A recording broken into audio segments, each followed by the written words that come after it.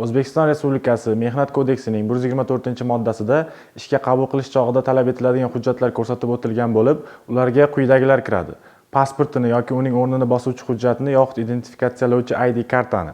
16 yoshgacha bo'lgan shaxslar esa tug'ilganlik to'g'risidagi guvohnomasi yoki identifikatsiyalovchi ID kartani. Oxirgi ish joyi bo'yicha tasdiqlangan qog'oz shaklidagi mehnat daftarchasi yoki elektron mehnat daftarchasi ko'chirmasini. Bundan birinchi marta ishga kirayotgan shaxslar mustasno. O'rindoshlik asosida ishga kirayotgan shaxslar mehnat daftarchasining o'rniga asosiy ish joyidan olingan belgilangan namunadagi ma'lumotnomani taqdim etadi.